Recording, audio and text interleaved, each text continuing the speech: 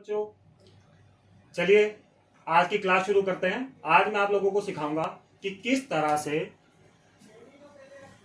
√2, √3, √5 और इन पर बेस्ड और भी क्वेश्चंस को कैसे हम इर्रेशनल नंबर्स यानी कि अपरिमेय संख्या सिद्ध कर सकते हैं, प्रूव कर सकते हैं। हम इसके लिए कॉन्ट्राडिक्शन मेथड का यूज करेंगे। तो चलिए शुरू करते हैं। मान लेते हैं लेट √2 इज रैशनल। अगर हमने इसे रैशनल मान लिया तो हमारी पिछली क्लास में मैंने आप लोगों को बताया था कि रैशनल नंबर्स क्या होते हैं।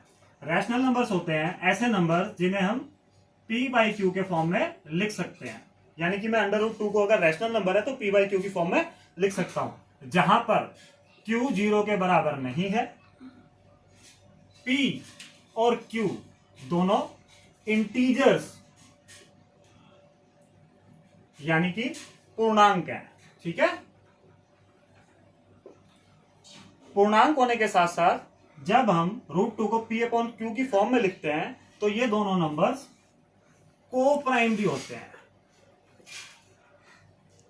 तो यहां पर p एंड q आर को प्राइम। सर ये क्यों को प्राइम क्या होता है?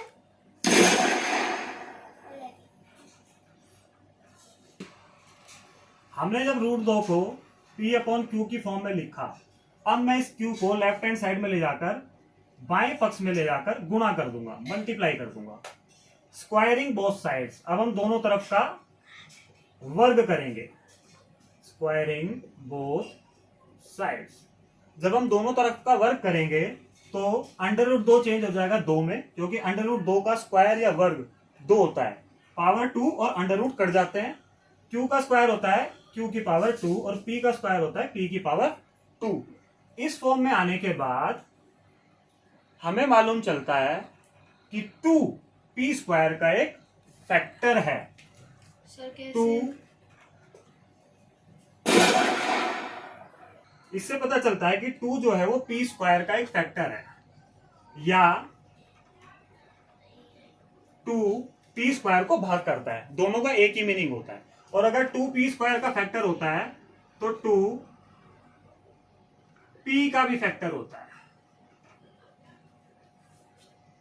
तो अगर 2p का भी एक फैक्टर है तो हम p को लिख सकते हैं इक्वल टू 2c। कैसे?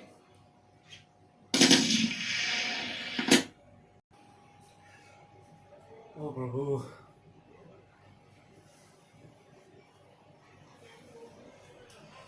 चलिए आज की क्लास को दोबारा से शुरू करते हैं। Dears, welcome to my YouTube channel mathematical thinking. तो जैसा कि आपने देखा मेरी क्लास में जिन बच्चों को कॉन्सेप्ट्स का आइडिया नहीं था उन्होंने बहुत छोटे छोटे क्वेश्चन मुझसे पूछे। तो आइए शुरू करते हैं। इस क्वेश्चन को शुरू करने से पहले इस पर ही बेस्ड कुछ कॉन्सेप्ट्स को हम सीखते हैं।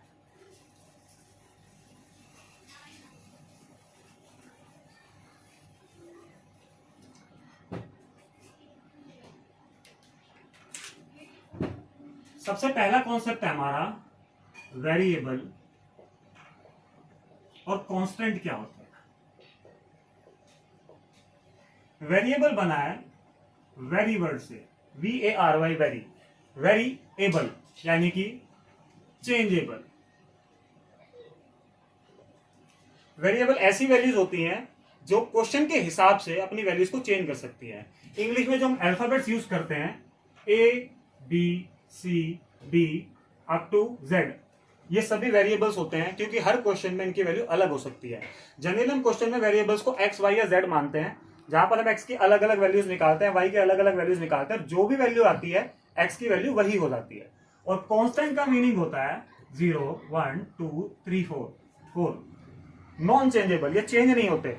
हर क्वेश्चन में 0 की वैल्यू 0 ही रहेगी, 1 की वैल्यू 1 ही रहेगी। वेरिएबल को हम हिंदी में बोलते हैं चर, कांस्टेंट को हम हिंदी में बोलते हैं अचर। ये हमारा पहला कॉन्सेप्ट है इस क्वेश्चन को सीखने से पहले। अब हमारा दूसरा कॉन्सेप्ट, एक बच्चे ने मुझसे पूछा को प्राइम क्या होता है। चलिए, को प्राइम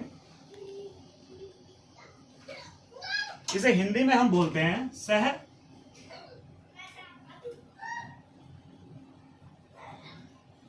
अभाज्य संख्या। आप इसके नाम पर बिल्कुल मत जाइएगा, इसमें नाम प्राइम यूज हो रहा है, वर्ड अभाज्य यूज हो रहा है, लेकिन इसका प्राइम से या अभाज्य से कोई लेना देना नहीं है। हो सकता है कि इसके अंदर कोई संख्या जो प्रयोग की जा रही है वो प्राइम हो सकता है वो प्राइम ना हो। यहां पर को वर्ड बहुत इंपॉर्टेंट है। इससे हमें ये मालूम चल रहा है कि इसमें एक से ज्यादा नंबर्स का यूज होगा, इसमें दो नंबर्स होते हैं। यदि हम 2 और 3 की बात करें तो 2 के फैक्टर्स यानी कि गुणनखंड होते हैं 1 और 2। 3 के फैक्टर्स होते हैं 1 और 3। इन दोनों में एक ही कॉमन फैक्टर है, वो है 1।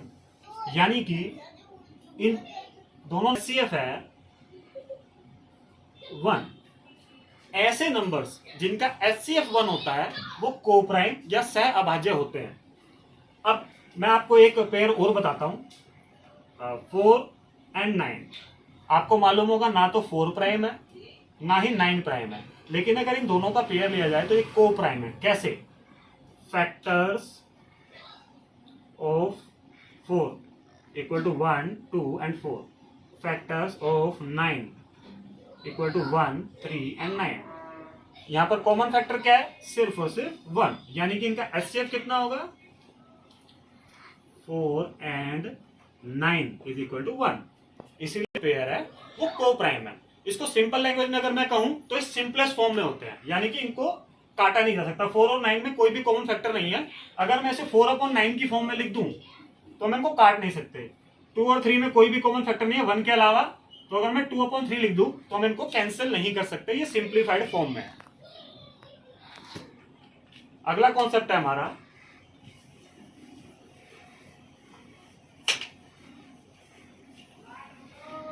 हमारी पिछली क्लास में हमने सीखा था कि रियल नंबर सिर्फ 2 टाइप के होते हैं, रैशनल एंड इरैशनल। यानी कि हमारे पास रियल नंबर के सिर्फ 2 ही ऑप्शन है, एक रैशनल और एक इरैशनल। अगर एक नंबर रैशनल है तो वो इरैशनल नहीं है, और एक नंबर अगर रैशनल नहीं है तो वो इरैशनल है।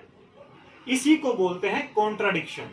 अगर एक नंबर रैशनल होगा तो इरैशनल नहीं होगा, इरैशनल होगा तो रैशनल नहीं होगा। इसी कॉन्ट्राडिक्शन का यूज हम इस क्वेश्चन को सॉल्व करने में करेंगे, क्योंकि हमारे पास ऑप्शन ही 2 हैं। अगर एक नंबर रैशनल होगा तो वो इरैशनल नहीं हो सकता, और इरैशनल होगा तो वो रैशनल नहीं हो सकता। हम इरैशनल प्रूव करने के लिए रैशनल नंबर मानेंगे और लास्ट में ये प्रूव कर देंगे कि ये नंबर रैशनल नहीं है, इसीलिए वो ऑटोमेटिकली इरैशनल हो जाएगा। अगला कॉन्सेप्ट है हमारा कि कैसे 2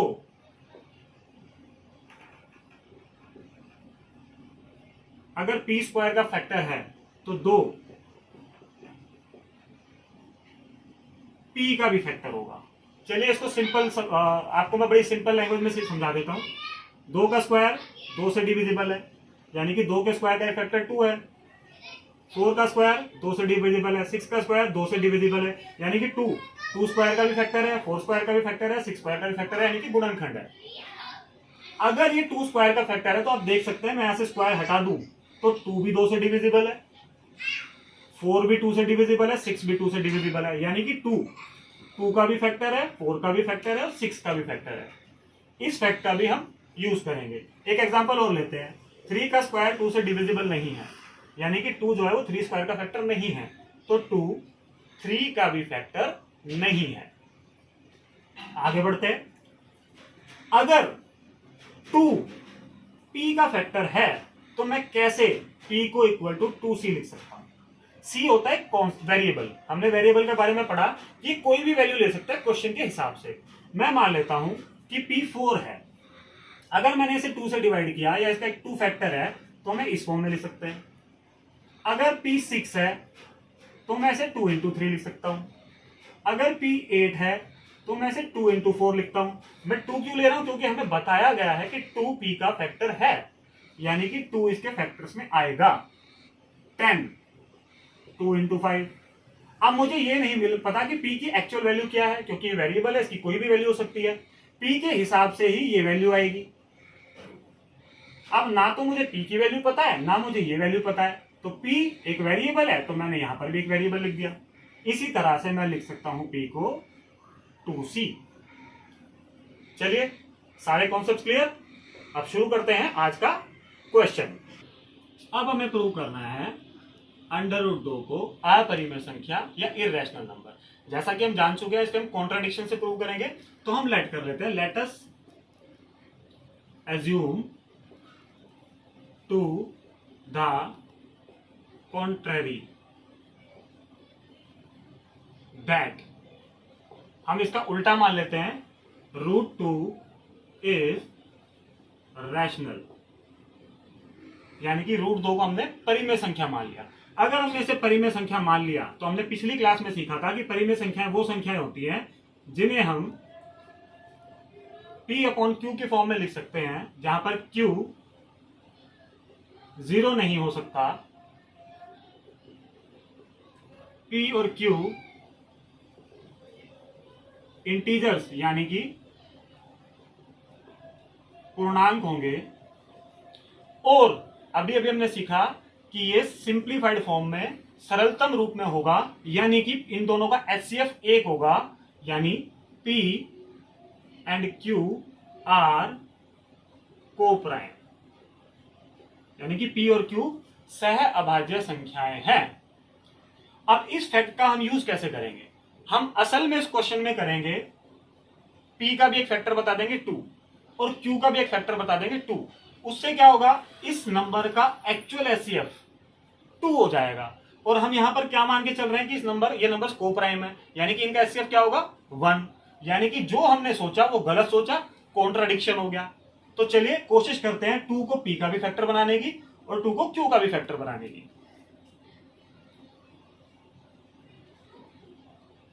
Q को मैं बाएं पक्ष में यानी कि लेफ्ट हैंड साइड पर लेकर जा रहा हूं।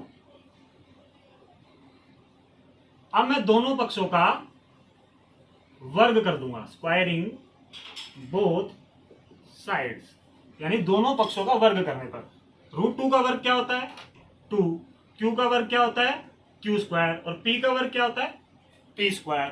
जैसे ही यहां पर 2 आया तो हमें मालूम चल गया, अभी अभी हमने यहां पर सीखा था,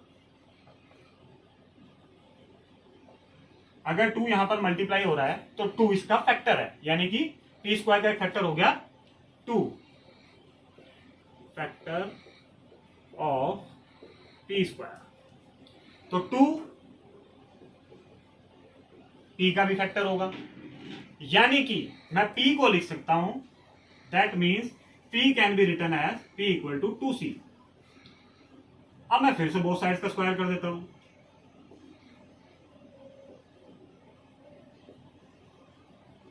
मुझे मिलेगा P² = 4C², P का स्क्वायर P², 2 का स्क्वायर 4 और C का स्क्वायर C²।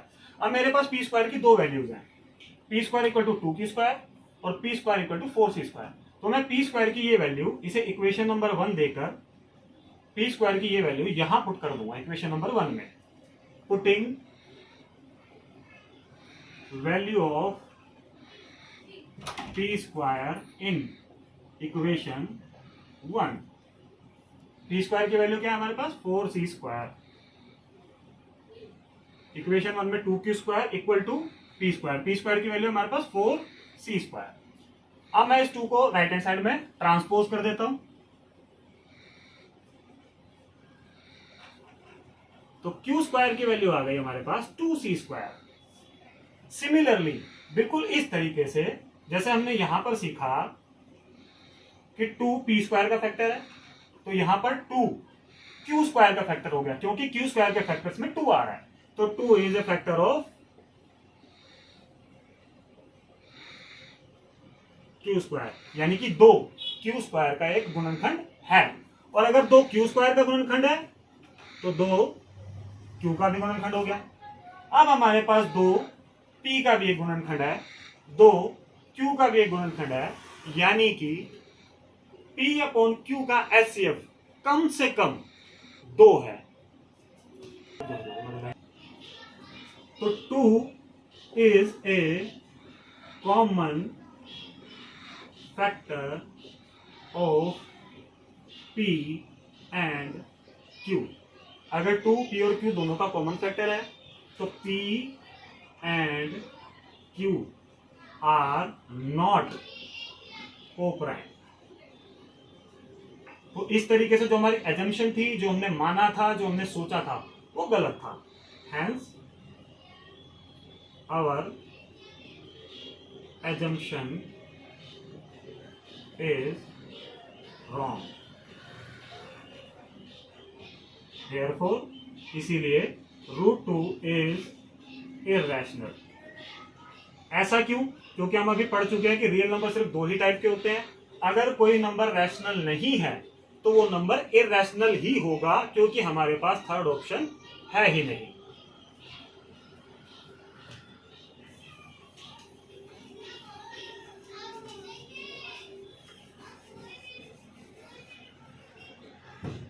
अगर हमें √2 की जगह √3 को इर्रेशनल प्रूव करना हो तो जहां जहां क्वेश्चन में 2 था वहां वहां आप रिप्लेस कर दीजिए 3। जब हमने 2 का स्क्वायर किया तो हमारे पास ऑप्शन आया 4, आंसर आया 4। 4 की जगह पर इसका आंसर आ जाएगा 9। अगर हमें √5 को इर्रेशनल या अपरिमेय संख्या सिद्ध करना है तो इस क्वेश्चन में जहां जहां 2 था वहां वहां 5 रख दीजिए, जहां जहां 4 था वहां वहां 5 का स्क्वायर 25 रख दीजिए। आपके पास √2, √3 और √5 तीनों को अपरिमेय सिद्ध करने के लिए करना आपको आ गया। चलिए अब इन पर बेस कुछ और क्वेश्चंस करते हैं। तो आइए इन पर बेस कुछ और क्वेश्चंस कर लेते हैं। 3 + √2 को हमें इर्रेशनल प्रूव करना है, 7 - √3 को इर्रेशनल प्रूव करना है, 7 × √5 को इर्रेशनल प्रूव करना है। और यहाँ पे हमें गिवन है √2 इर्रेशनल, √3 इर्रेशनल और √5 इर्रेशनल, ये हमें गिवन है। तो चलिए प्रूव करते हैं पहले क्वेश्चन को। If 3 + √2 is irrational, let us assume to the contrary. हम इसका उल्टा मान लेते हैं कि ये रैशनल है। अगर ये रैशनल होगा तो हम इसे P/Q की फॉर्म में लिख सकते हैं।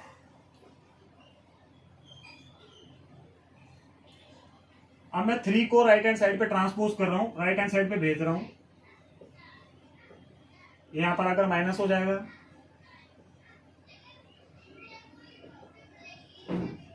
मैंने इन दोनों नंबर्स का एलसीएम लिया, Q आया। तो यहां पर हमें मिला P - 3Q/Q। मैंने यहां पर A को लेट किया P - 3Q और B को लेट किया Q। अब ये √2 आ गया A/B की फॉर्म में, यानी कि रैशनल नंबर की फॉर्म में। लेकिन हमें मालूम है कि √2 इज इर्रेशनल, हमें इस क्वेश्चन में गिवन है, इसीलिए our assumption is wrong, hence this number is irrational. आइए इस पर बेस्ड एक और क्वेश्चन करते हैं। फिर से वही मान लेते हैं क्वेश्चन रैशनल है, ये नंबर रैशनल है, तो ये P/Q की फॉर्म में लिखा जा सकता है। मैंने 7 को ट्रांसपोज कर दिया, प्लस था माइनस हो गया, P - 7Q/Q -√3। माइनस में √3 के साथ नहीं रखता तो मुझे ज्यादा सहूलियत रहेगी, तो मैं माइनस को यहाँ पर ट्रांसपोज कर दूंगा। माइनस यहाँ मल्टीप्लाई हो रहा है, गुणा हो रहा है, तो यहाँ का डिवाइड हो जाएगा। अब √3 भी आ गया फिर से A/B की फॉर्म में, जहां पर A क्या है P - 7Q और B क्या है -Q। इस तरह से 7 - √3 भी इर्रेशनल है। आइए एक और क्वेश्चन करते हैं। 7 × √5, फिर से वही अजम्पशन। 7 यहाँ मल्टीप्लाई हो रहा है, डिवाइड हो गया, √5 = A/B। A यहाँ पर P है, B यहाँ पर 7Q है, और ये फिर से हमारी अजम्पशन रॉन्ग हो गई। और इस तरीके से हम इन पर बेस्ड कोई भी क्वेश्चन आए एग्जाम में तो कर सकते हैं। Thank you very much. अगर आपको मेरा वीडियो पसंद आया तो लाइक करना ना भूलें, सब्सक्राइब करना ना भूलें, ताकि मेरे वीडियो का नोटिफिकेशन सबसे पहले आपको मिले। और अगर इन क्वेश्चन पे बेस्ड कोई भी आपको प्रॉब्लम है तो कमेंट बॉक्स में लिखकर मुझे बताएं, मैं अपनी वीडियोस को और इम्प्रूव करने की कोशिश करूंगा। Thank you very much.